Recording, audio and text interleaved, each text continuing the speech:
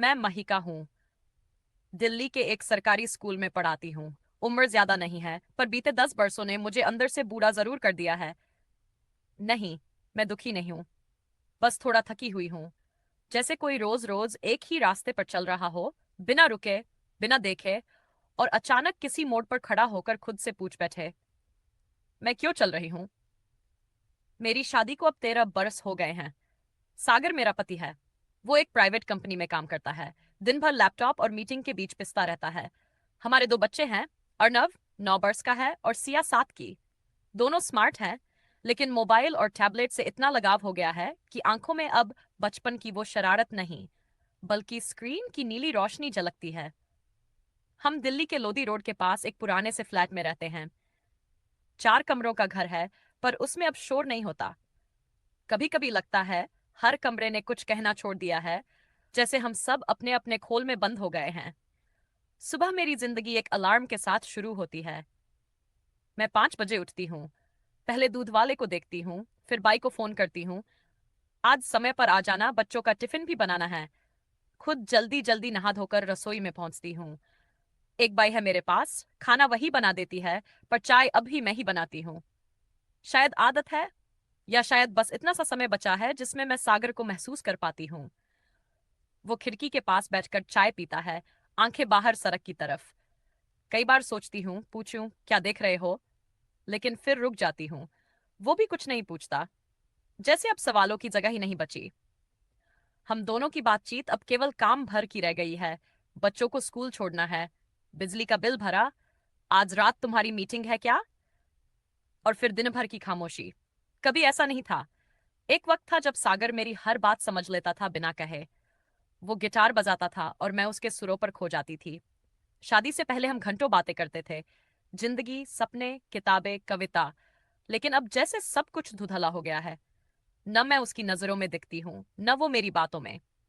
शायद यही होता है शादी के बाद, प्यार अपने मूल रूप में नहीं रहता, एक जिम्मेदारी में बदल जाता है। और हम उस जिम्मेदारी को निभाते निभाते अपने दिल की जरूरतें भूल जाते हैं। कभी कभी जब अर्णव मुझसे चिढ़कर कहता है, मम्मा आप हर बात पर टोका मत करो, तो मेरा दिल बैठ जाता है।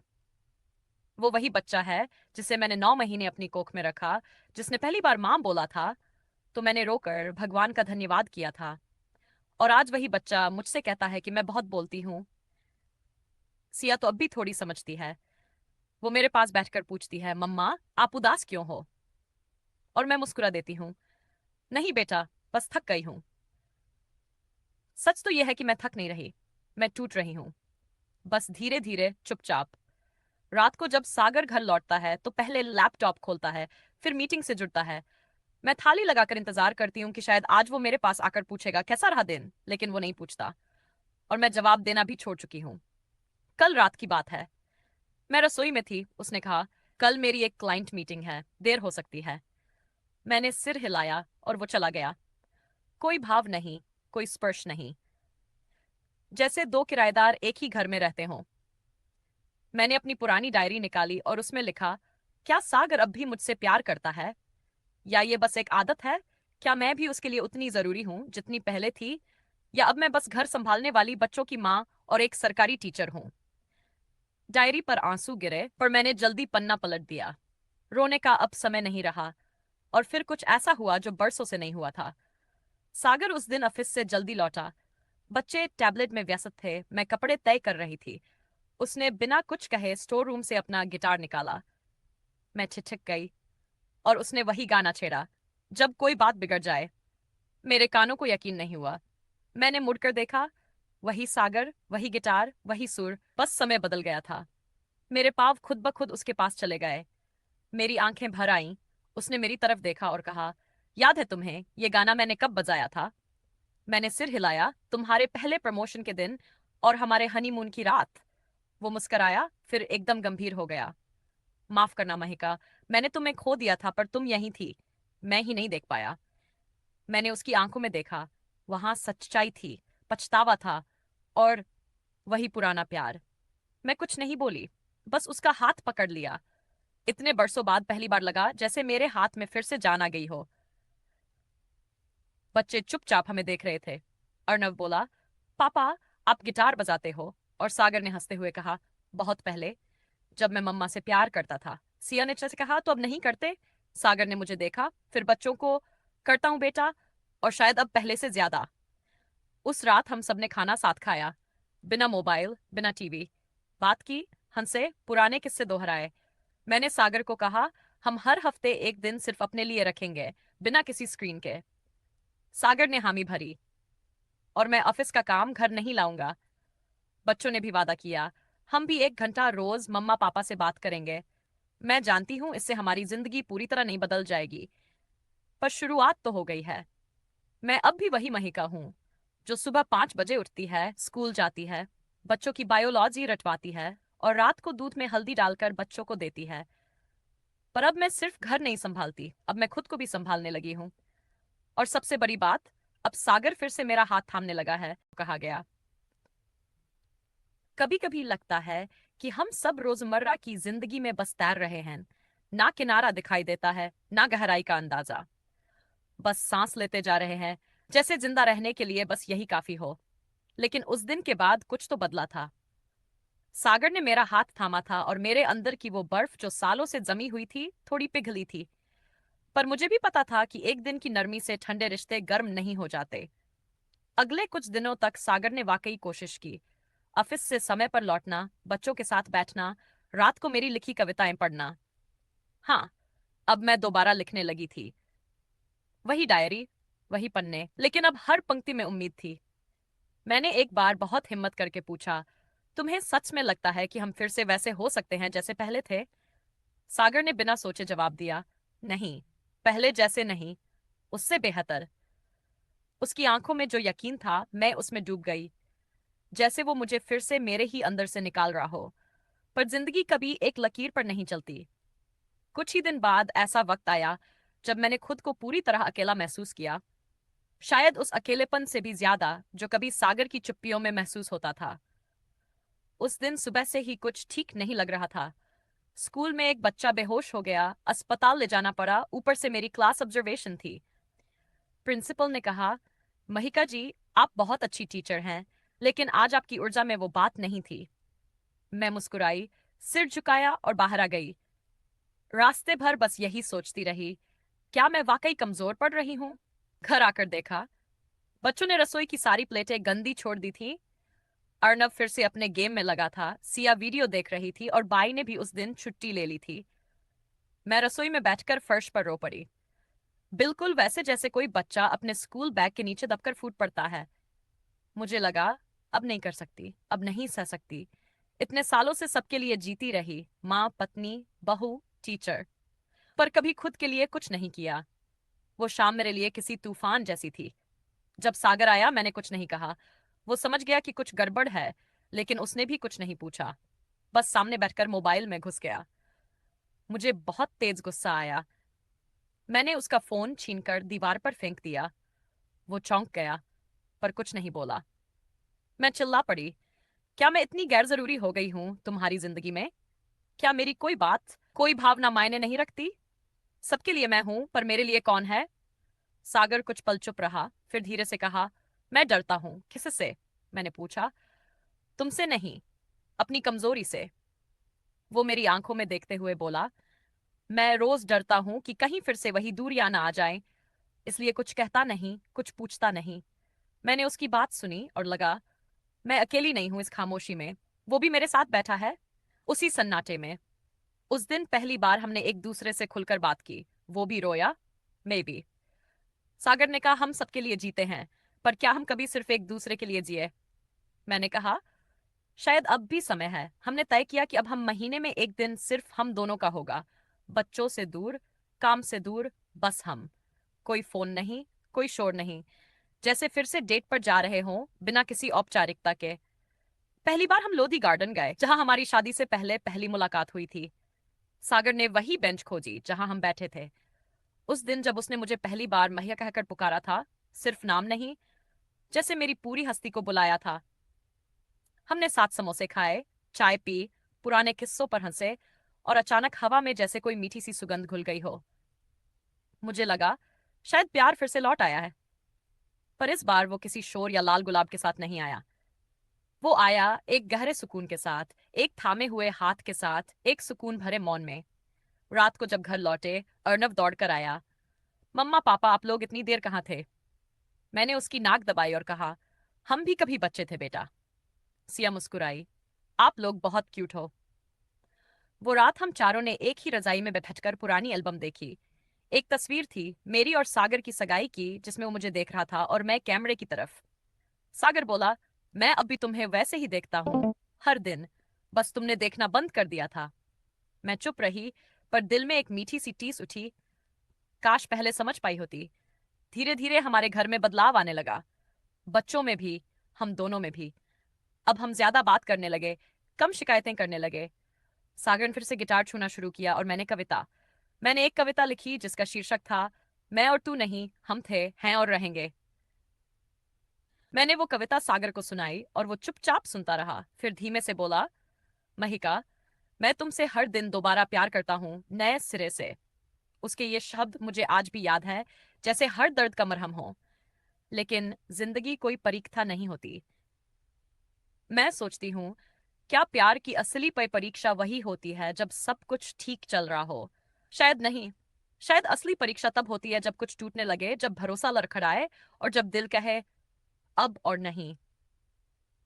सागर और मैं फिर से एक दूसरे के करीब आ रहे थे, हर दिन थोड़ा थोड़ा। वो सुबह उठते ही मेरी तरफ देखकर मुस्कुराता था। मैं उसके लिए नाश्ते में उसका मनपसंद उपमा बनाती थी। बच्चों के साथ मिलकर हम वीकेंड पर पास के पार्क में पिकनिक करते थे। मैंने डायरी में लिखा, लगता है जैसे हम फिर से नए हो रहे हैं। पुराने पत्ते झड़ चुके हैं और अब कोई नन्हा सा अंकुर फूटने लगा है हमारे बीच। पर जो अंकुर फूटता है, उसे झटका भी सबसे ज्यादा लगते हैं। एक शाम की बात है। सागर ऑफिस से लौटा, बहुत थका हुआ लग रहा था। मैंने पूछा, सब ठीक है ना? उसने मुस्कुराकर सिर हिलाया, हाँ, थोड़ा काम ज्यादा था। रात को बच्चे सो चुके थे। हम बालकनी में बैठे थे, गर्म चाय की प्याली के साथ। सागर कुछ कहना चाहता था पर कह नहीं पा रहा था। उसकी आंखें बोझिल थीं, थकावट से नहीं, जैसे कोई बहुत पुराना बोझ अंदर समेटे हुए हो। मैंने पूछा, क्या बात है? कुछ तो है जो तुम कह नहीं पा रहे। वो चुप रहा, फिर धीरे से बोला, क्या तुम मुझे माफ कर सकोगी? मैं सिहर गई, दिल की धड़कन जैसे रुक सी गई। माफ? किस लिए? उसने मेरी आंखों में देखा। एक वक्त था जब हम बहुत दूर हो गए थे, तुम भी, मैं भी। उस वक्त मैंने एक गलती की थी महिका, एक बहुत बड़ी गलती। मैं चुप रही। मेरा मन कहा, पूछो जानो, लेकिन शरीर सुन पड़ गया था। वो बोला, ऑफिस में एक लड़की थी, नीरा। हम साथ काम करते थे। वो मेरी बात समझती थी और मैं बहक गया था। कुछ ज्यादा नहीं हुआ, पर एक दिन, एक रात हमने हद पार कर दी थी। मैंने जैसे कुछ सुन ही नहीं पाया, बस आवाज गूंजती रही। एक दिन, एक रात। उसने मेरी तरफ देखा। उसके बाद कुछ नहीं रहा, ना उस रिश्ते में, ना मेरे अंदर। मैं खुद से घिन खाने लगा था। मैं तुम्हें बताना चाहता था, लेकिन डरता रहा, तुम्हें खोने से, बच्चों को तोड़ने से। मैंने चाय की प्याली जमीन पर रख दी। हाथ कांप रहे थे। मैं बोल नहीं पाई। इतने बरस, जिस इंसान पर मैंने आंख बंद करके भरोसा किया, जिसने मेरी हर तकलीफ को देखा, जो मेरी सबसे करीबी चीज था, उसी ने ये किया। मैं उठकर कमरे में चली गई। पूरी रात बिस्तर पर लेटी रही, आंखें खुली थीं, पर देख कुछ नहीं रही थी। सागर बाहर हॉल में बैठा रहा। कभी कभी उसकी सिसकियां सुनाई देती थी, लेकिन उस वक्त मेरे पास कोई आंसू नहीं थे। अगले दिन सुबह मैंने कुछ नहीं कहा। बच्चों को तैयार किया, टिफिन बांधा, खुद स्कूल के लिए निकल गई। सागर चुपचाप बैठा रहा, जैसे वो जानता था, अब शब्द नहीं, वक्त ही फैसला करेगा। स्कूल में बच्चों को पढ़ाते हुए भी मेरा मन खाली था। ब्लैकबोर्ड पर कुछ लिखते वक्त हाथ कांप गए थे। मेरी सहकर्मी प्रीति ने पूछा, तबीयत ठीक है? मैंने सिर हिला दिया। झूठ बोलने की आदत तो पहले से थी, खुद से भी, दूसरों से भी। शाम को जब घर लौटी तो सागर वही बैठा था, आंखें लाल पर शांत। उसने मेरी तरफ देखा नहीं, बस धीमे से कहा, मैं तुम्हारे जवाब का इंतजार करूंगा, जितना भी वक्त लगे। मैंने कुछ नहीं कहा। उस रात बच्चों को सुलाकर मैं फिर से डायरी लेकर बैठी। बहुत देर तक पेन हाथ में लिए बैठी रही। फिर लिखा, क्या मैं उसे माफ कर सकती हूँ? शायद नहीं। पर क्या मैं उसे खो सकती हूँ? शायद उससे भी ज्यादा नहीं। उसने गलती की, लेकिन क्या मैं अपने अंदर इतने बरसों में कुछ भी नहीं देख पाई? क्या हम दोनों ही उतने ही दोषी नहीं, जिन्होंने अपने बीच इतनी जगह छोड़ दी कि कोई और उसमें आकर बैठ सके? मुझे अब भी उससे मोहब्बत है, और शायद यही मोहब्बत सबसे कठिन काम है, माफ करना। अगले दिन मैंने सागर को एक चिट्ठी दी, वही पुरानी हाथ से लिखी चिट्ठी। उसमें लिखा था, सागर, मुझे तोड़ने में तुम अकेले नहीं थे, मैं भी उतनी ही जिम्मेदार थी। हम दोनों ने एक दूसरे से मुंह मोड़ा और उसी में कुछ टूट गया। लेकिन मैं उस रिश्ते को बचाना चाहती हूँ जिसमें तुमने एक दिन मुझे महिका कहा था, मेरे नाम को पुकारा था। तुम्हारी गलती बड़ी है, लेकिन मेरा प्यार उससे बड़ा हो सकता है अगर तुम सच में बदल चुके हो। मैं तुम्हें माफ करती हूँ, लेकिन एक शर्त पर, अब से कुछ भी छुपाना नहीं। चाहे कितनी भी तकलीफ हो, सच्चाई ही हमारे बीच रहे। सागर ने वो चिट्ठी पढ़ी और पहली बार मेरे सामने रो पड़ा, फूट फूट कर, जैसे कोई गुनहगार माफी नहीं, नया जन्म पा रहा हो। मैंने उसके आंसू पोंछे। अब फिर से मत खो जाना, तुम्हें खोने की हिम्मत नहीं है मुझ में। उसने मेरा हाथ थामा। अब मैं रोज तुम्हें तुम्हारी आंखों में देखूंगा, जब तक तुम कहो अब बहुत हुआ। मैंने सिर झुका लिया, लेकिन अंदर से ऐसा लगा जैसे कोई दरार भरने लगी हो। रिश्ते भी रह गए थे, पर अब उनमें सच्चाई थी जो दर्द से निकली थी। और शायद वही सच्ची मोहब्बत होती है, जो टूटकर फिर जुड़ती है, बिना शक के, बिना शर्त के। वो चिट्ठी माफी की थी, लेकिन उससे ज्यादा वो हमारी मोहब्बत की नई शुरुआत थी। सागर ने सच में खुद को बदलना शुरू किया। अब वो सिर्फ ऑफिस के काम से लौटने वाला इंसान नहीं था, वो मेरा साथी बन रहा था। घर के कामों में हाथ बटाता, बच्चों की पढ़ाई में मदद करता। कभी रात को अचानक मेरी लिखी कविता को पढ़कर कहता, ये पंक्तियां तो मेरे दिल में उतर गईं। मैंने भी अपनी दीवारें गिरानी शुरू की। जो गुस्सा, दर्द, शिकायतें सालों से अंदर थी, उन्हें बाहर लाना सीखा। सागर के सामने खुलकर रोई भी, हंसी भी। सच पूछो तो वो माफ करना सिर्फ एक क्रिया नहीं था, वो प्रेम की अग्नि में तपकर निखरने की प्रक्रिया थी। और हम दोनों उसमें से और भी साफ और भी मजबूत होकर निकले। एक बार अर्णव ने पूछा, मम्मा, आप पापा से अब ज्यादा बातें क्यों करती हो? मैंने मुस्कुराकर कहा, क्योंकि मैंने बहुत सालों तक उनसे कम बात की थी, अब उसकी भरपाई कर रही हूं। सिया ने झट से बोला, तो क्या आप दोनों पहले लड़े थे? सागर ने सिया को गोद में उठाया और कहा, नहीं बेटा, हम तो भूल गए थे कि एक दूसरे से प्यार कैसे जताते हैं, अब दोबारा सीख रहे हैं। हमने उस दिन बच्चों को सब कुछ नहीं बताया, लेकिन इतना जरूर समझा दिया कि प्यार कोई परीक्षा नहीं होता, वो मेहनत से बनता है, माफी से चलता है और सच्चाई से संभलता है। धीरे धीरे हमारे घर का माहौल बदलने लगा। अब हर रविवार हमारा दिन होता, बिना मोबाइल, बिना शोर, बस हम चार लोग। कभी कहानी सुनते, कभी बोर्ड गेम खेलते, कभी साथ मिलकर किचन में समोसे तलते। हाँ, अब मैं अकेली नहीं बनाती थी। सागर आलू भरता, सिया मोड़ती, और अर्णव तले हुए समोसों में से एक पहले ही चुरा लेता। मैंने स्कूल में भी फिर से ऊर्जा महसूस करनी शुरू की। बच्चों से जुड़ाव, कविता की कक्षा और साथ काम करने वाली शिक्षिकाओं से आत्मीय बातचीत, सब कुछ फिर से रंग पकड़ने लगा था। फिर एक दिन ऐसा आया जो मेरे जीवन का सबसे बड़ा मोड़ था, शायद उससे भी बड़ा जो मैंने कभी सहा। मैं स्कूल से लौटी और मेरी माँ फोन पर रो रही थी, बेटा, पापा को दिल का दौरा पड़ा है, अस्पताल में भर्ती हैं। दिल धक से रह गया। हमने फौरन बच्चों को पड़ोस में छोड़ा और एम्स की ओर भागे। पापा बेहोश थे, डॉक्टर कह रहे थे अगले 24 घंटे बेहद नाजुक हैं। मैं उनके सिरहाने बैठ गई। मेरी आंखों से लगातार आंसू बहते रहे। वही पापा जिन्होंने मुझे पढ़ाया, जिनके साथ बैठकर बचपन में पंचतंत्र की कहानियां सुनी, जिन्होंने शादी के वक्त मेरी हथेली में सागर का हाथ रखते हुए कहा था, ये सिर्फ रिश्ता नहीं है बेटी, ये एक जिम्मेदारी है जिसे निभाना आसान नहीं होगा, लेकिन अगर कर पाई तो सच्चा सुख मिलेगा। उन्हीं पापा को अब आईसीयू में यूं बेहोश देखकर मेरा दिल चीर गया। सागर ने मेरा हाथ थामा। तुम कमजोर नहीं पड़ सकती महिका, पापा तुम्हें कभी टूटते नहीं देखना चाहते थे। मैंने आंसू पोंछे। हाँ, अब मैं उस महिका नहीं थी जो हर दर्द को चुपचाप सहती थी। अब मैं टूटी भी थी, जुड़ी भी थी, और शायद इसीलिए और भी मजबूत हो चुकी थी। 24 घंटे बाद पापा को होश आया। डॉक्टर ने कहा, आपका प्यार और धैर्य काम आया, अब धीरे धीरे ठीक होंगे। मैंने सागर की तरफ देखा, वही मुस्कुराहट, वही आंखें, जैसे कह रही हो, देखा, जब हम साथ हो कुछ भी असंभव नहीं होता। कुछ महीने बीते। अब पापा हमारे साथ ही रहते हैं। बच्चों को बेड टाइम स्टोरीज अब मैं नहीं, पापा सुनाते हैं। सागर और पापा कभी कभी साथ बैठकर शतरंज खेलते हैं और मैं वही पास में बैठी उनकी बातें सुनते हुए अपनी डायरी में कुछ लिखती रहती हूँ। अभी कुछ दिन पहले स्कूल में मेरी एक कविता को राज्य स्तर पर पुरस्कार मिला। मैंने मंच पर जाकर भाषण नहीं दिया, सिर्फ एक पंक्ति बोली, जो रिश्ते टूट भी जाए उन्हें फिर से जोड़ने की कला अगर कोई सिखा सकता है तो वो सच्चा प्यार ही है। उस दिन मैंने डायरी में आखिरी पंक्ति लिखी, अब मुझे शिकायत नहीं कि जिंदगी ने मुझे थकाया, क्योंकि उसी थकान में मैंने खुद को पाया। आज जब मैं बालकनी में बैठी ये सब सुना रही हूं तो लगता है मेरी जिंदगी कोई बड़ी फिल्म नहीं थी, ना कोई नाटकीय कहानी। ये बस रोज रोज की छोटी छोटी बातों की वह गुंथन है, जिसमें प्रेम भी था, गलती भी, चुप्पी भी, और अंत में समझदारी भी। मैं महिका हूं। मैं टूटी थी, फिर जुड़ी। मैंने प्यार को खोया, फिर पाया। और अब जब सागर पास बैठा है, बच्चों की हंसी कमरे में गूंज रही है और पापा खांसते हुए मुझे चाय लाने कह रहे हैं, तो मुझे लगता है शायद यही तो है जिंदगी, बिन कहे जो कहा गया।